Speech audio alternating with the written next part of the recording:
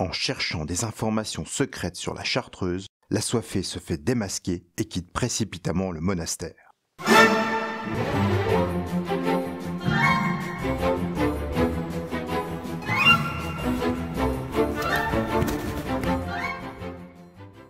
Avertissement.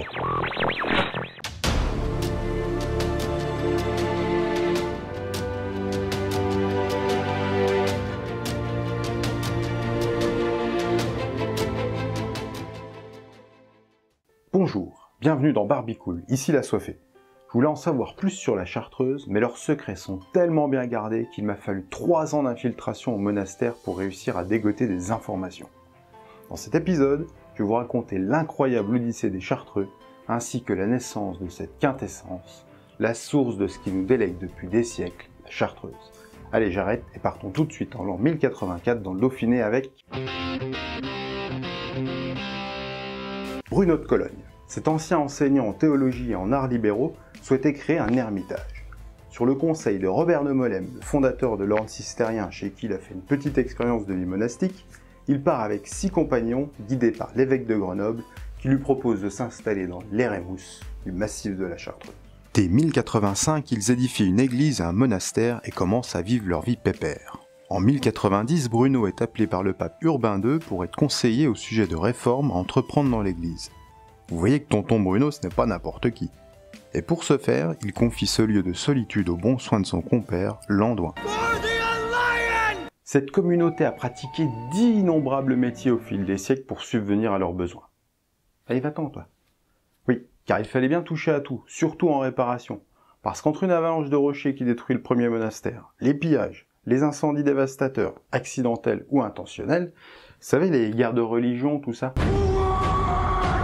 Il a fallu attendre 1676 pour que Don Innocent le Maçon, récemment élu prieur de la Grande Chartreuse, se dise qu'il serait pas si con de refaire le monastère tout en pierre. Bon allez, maintenant, on change de lieu et on se dirige vers Paris, au lieu-dit de Vauvert, où le fervent chrétien Louis IX, dit Saint-Louis, cherche à remettre en état le château de Vauvert laissé à l'abandon. Au fait, juste comme ça, on doit entre autres à Saint-Louis la maison de la Sorbonne, de nombreux hospices pour les plus démunis, la Grande Ordonnance, la Sainte-Chapelle, mais malheureusement, c'était aussi un fou de croisade. Il lance donc un appel auquel des moines chartreux répondent favorablement. S'ensuit un grand chantier qui dure presque 50 ans pour enfin devenir la Chartreuse de Paris. Il passe en 3 siècles de 2 hectares à 26 hectares grâce aux donations. Vous allez me dire, c'est bien beau tout ça, mais t'as pas encore parlé de la Chartreuse. Eh bien j'y arrive, en 1605, dans les mains de François Hannibal d'Estrées, marquis de Queuvre, comte de Nanciol-le-Haudouin, premier baron du Boulonnais, chevalier de... Ah ça va, vous allez pas nous sortir tout le curriculum, si? Ah non, j'y peux rien si c'est le titre. Donc ce gars-là, que je remercie au passage, donne non pas l'alcool aux Chartreux, mais un manuscrit contenant la formule d'un élixir. Par contre, on ne sait ni l'origine et ni pourquoi le maréchal d'Estrées l'a donné aux Chartreux. Allez, tu m'as coupé avant que je finisse d'annoncer ces titres. Oui. Suite à la lecture de ce manuscrit, les Chartreux de Paris ont créé un élixir grâce à l'apothicairie construite en 1614. Malgré son franc succès sur Paris et ses alentours, sa fabrication est stoppée car elle est jugée trop complexe. Mais ce n'est pas vraiment la Chartreuse de Paris qui nous intéresse, mais bien la Grande Chartreuse. Retour, mais vers le futur, une centaine d'années plus tard. Ce n'est qu'en 1737 que Michel Brunier de Larnage fait ramener une copie du manuscrit car il espère que la vente de cet élixir végétal pourrait venir à la rescousse du monastère. Oui, parce qu'entre-temps, les 2 principaux gagne-pains des Chartreux cessent petit à petit avec la réforme Colbert et par la suite avec la restriction à l'utilisation du charbon de bois. Ce sont les frères Pierre-André et Bruno Isoard qui amorcent le long périple à comprendre et à confectionner l'élixir. D'après certains écrits, dans les premiers temps, il a un goût âcre, puissant et actif. Ouais, je confirme. Puis en ajoutant des macérations, la couleur passe de rouge à une couleur verdâtre et frère Bruno adoucit le goût. À la mort des 2 moines, on fait venir frère Jérôme Maubec, qualifié d'habile apothicaire. Il travailla sur l'élixir sans relâche de très nombreuses années. L'élixir a acquis grâce à lui une sucrosité plus importante, un degré plus élevé et une belle couleur verte d'herbe un peu jaune. D'ailleurs, on attribue à frère Jérôme la paternité de l'élixir. Cette recette définitive ainsi qu'une description de ses expériences sont retranscrites dans un manuscrit grâce à Frère Antoine en 1764. On n'utilisera plus le nom élixir végétal, mais élixir de chartreuse. 27 ans de recherche intensive pour obtenir un goût exceptionnel, mais surtout une magnifique couleur stable tant recherchée. La modique commercialisation de l'élixir est faite par Frère Charles, qui à dos de mulet vendait quelques bouteilles sur les marchés de Chambéry et de Grenoble. On attribue à cet élixir des vertus curatives. Une sorte de potion magique, quoi. Une fois sa réputation faite, certains paysans en donnaient pour soigner leurs vaches, et certaines mères pour soigner leurs enfants, notamment contre la diphtérie. Oui, pourquoi pas? Nous, dans les Vosges, on donnait bien de la Mirabelle. Pour les enfants, hein, pas pour les vaches. Pas fou non plus. Quelques années passent et arrive 1789. Et oui, la première élection présidentielle aux États-Unis. Non, je déconne. Enfin, non, c'est vrai, hein, mais c'est pas ça. 1789, c'est la Révolution française. Et l'Assemblée nationale constituante abolit les privilèges féodaux, nationalise les biens du clergé et supprime les ordres religieux. Donc on se met bien profond l'article 10 de la Déclaration des droits de l'homme et du citoyen et on fait du tutu avec. Attendez, j'entends du bruit.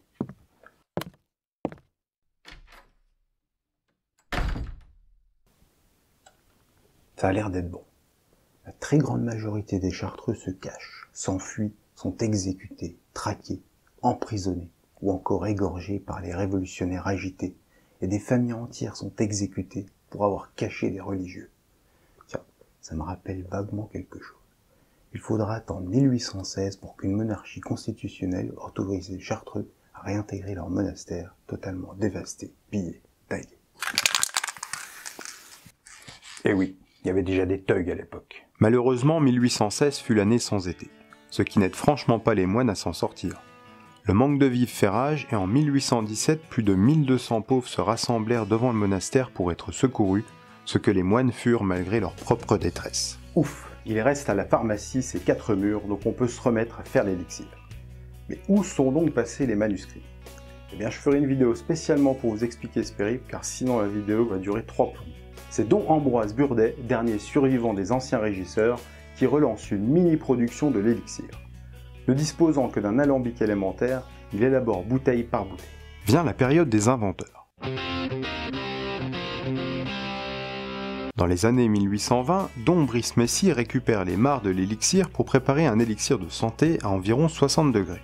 Dans les années 1830, frère Colomban Murravo imagine une nouvelle recette pour élaborer une liqueur plus simple, de couleur jaunâtre et très claire qu'il nommera mélisse. Et enfin, à partir de 1838, frère Bruno Jacquet arrange la recette de la mélisse pour obtenir une liqueur blanche et met également au point une liqueur jaune plus douce et surtout beaucoup moins alcoolisée. Voyant les avancées sur ces déclinaisons, le procureur de la Grande Chartreuse décide tout simplement de nommer la liqueur de santé Chartreuse verte, la mélisse la Chartreuse blanche et la liqueur jaune tout simplement la Chartreuse jaune.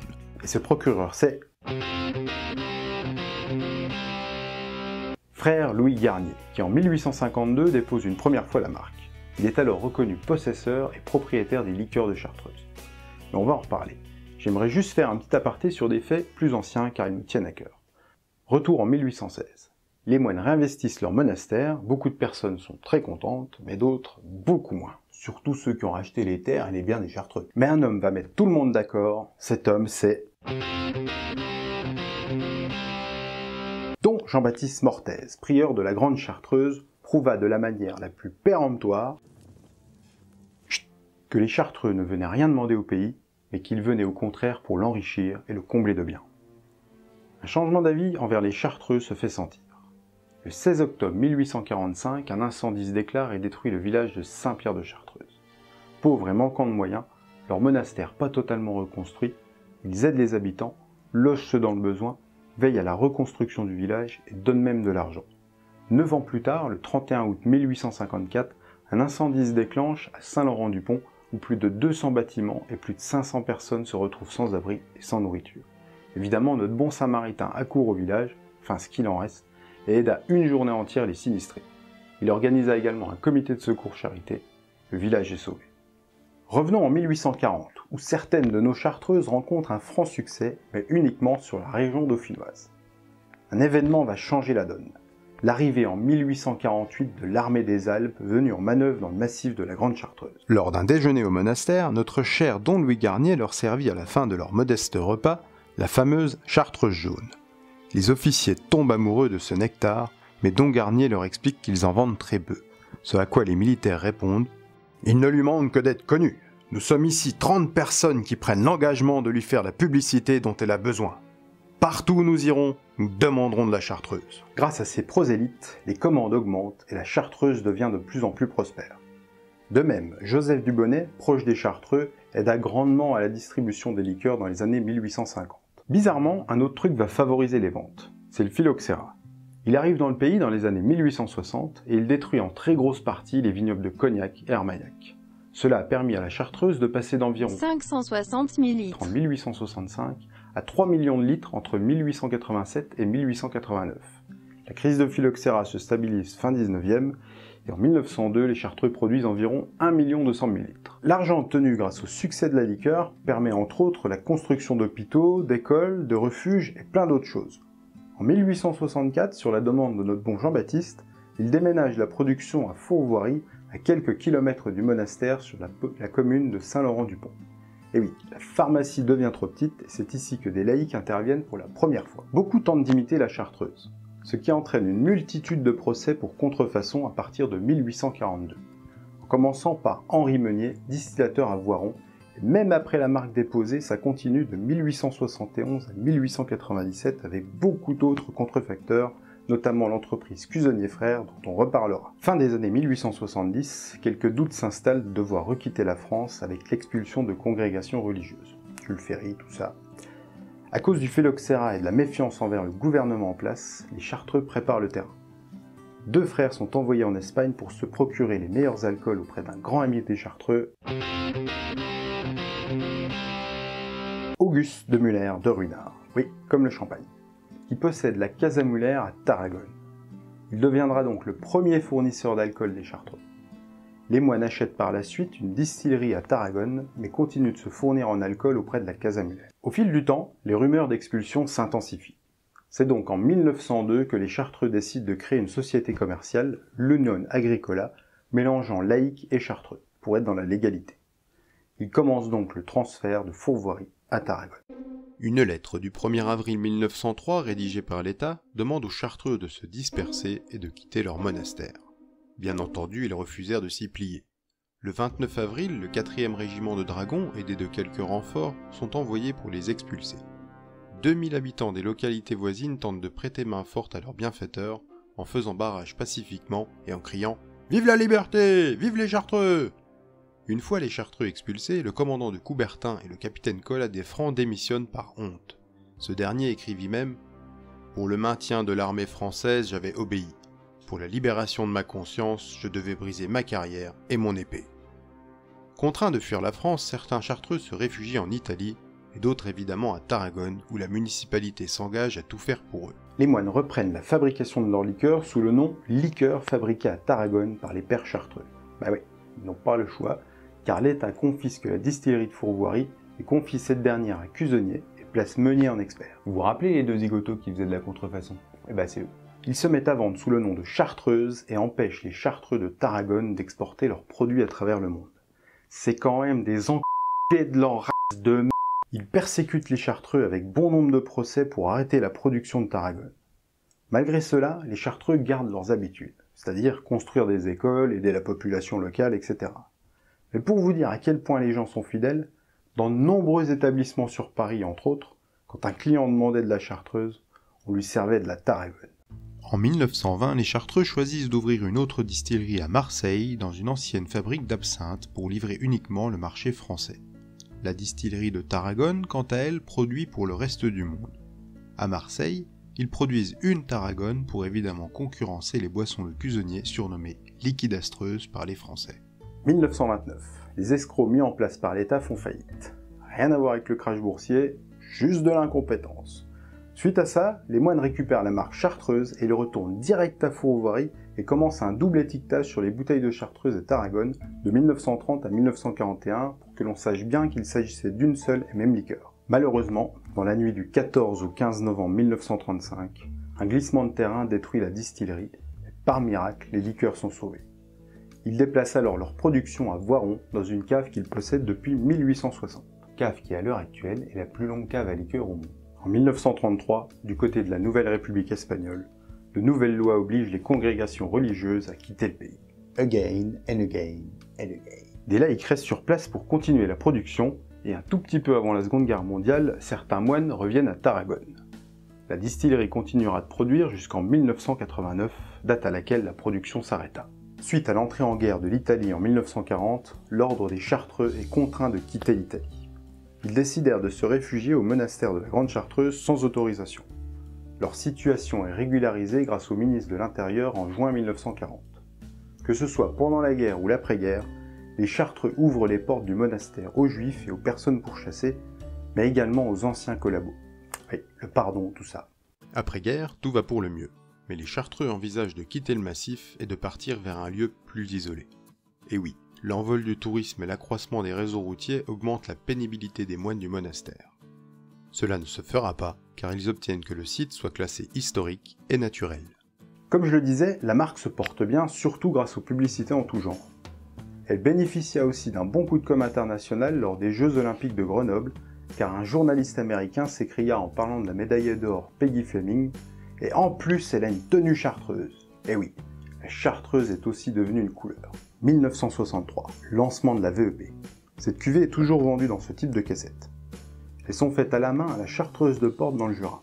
Et en parlant de VEP, pendant mon infiltration, j'ai pu faire des caissettes en bois. J'ai même pris une vidéo, regardez.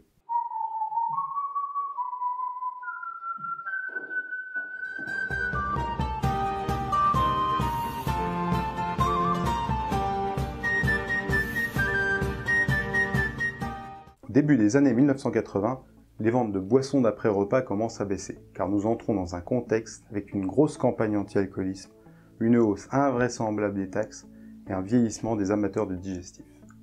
Ils ont pris les choses en main, sans en faire de trop, petit à petit, et ils ont su rester dans la course. Et oui, dans un marché en pleine mutation, la mixologie évolue, se réinvente. Donc dans la lignée des bouteilles commémoratives d'événements exceptionnels, ou encore les chartreuses aromatisées aux fruits ou la chartreuse anisette, les chartreux se mettent à élaborer du sur-mesure comme à partir de 1984 avec la liqueur du 9e centenaire ou encore la cuvée des Moffs sommelier en 2008. La chartreuse est stupéfiante car elle continue à vieillir même après sa mise en bouteille tout comme les grands vins. C'est pour cela qu'à l'heure actuelle la VEP est si réputée et que les bouteilles produites à Tarragone sont si chères et recherchées. Il concocte également des fabrications régulières en série limitée pour les amateurs et les collectionneurs, tels que Santa Tecla ou encore Liqueur du Foudre 147. La chartreuse, déjà bien présente en littérature, s'installe au fur et à mesure dans le quotidien, notamment avec Chartreuse, chanson des ZZ Top sortie en 2012, ou encore dans des films de Quentin Tarantino comme Boulevard de la Mort, et plus récemment dans Inglourious Bastard. Allez, mais au fait, comment se fait actuellement la chartreuse? Tout commence au monastère où Don Benoît, actuel maître distillateur de la Grande Chartreuse, prépare pas moins de 130 plantes en mouture et les sépare dans différents sacs pour un usage bien particulier. Elles sont dosées à la poignée comme autrefois bien entendu. Elles sont ensuite transportées à la distillerie d'Aigues-Noires où Bertrand Denève prépare et commence à élaborer tout ça. Pour chaque mouture, il y a une recette à appliquer. Il y a des alambics conçus pour une distillation lente, il y a également une partie consacrée aux macérations, aux extractions, et enfin une pour les infusions. Cette dernière plutôt destinée à la coloration qu'à l'aromatique. Et là, le secret, c'est...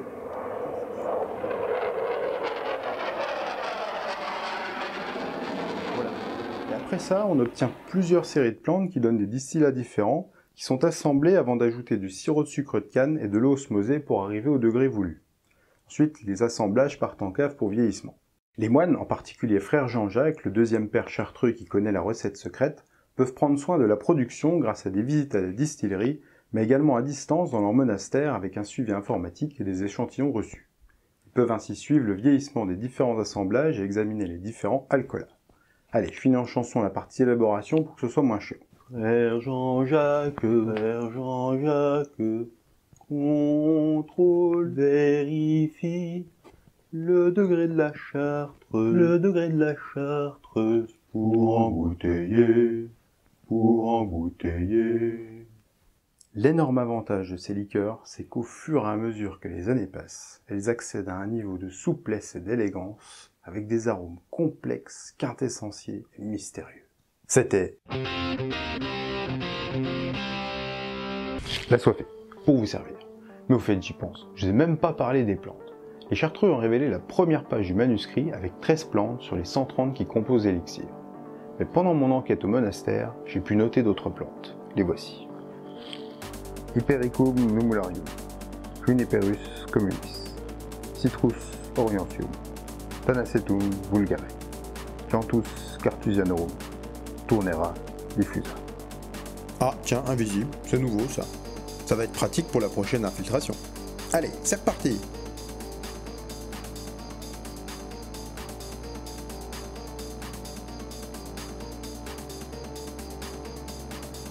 Merci d'avoir pris le temps de regarder cette vidéo. N'hésitez pas à me laisser un petit commentaire, un petit pouce si ça vous a plu, à partager, pourquoi pas même à vous abonner, et surtout, restez assoiffés de connaissances.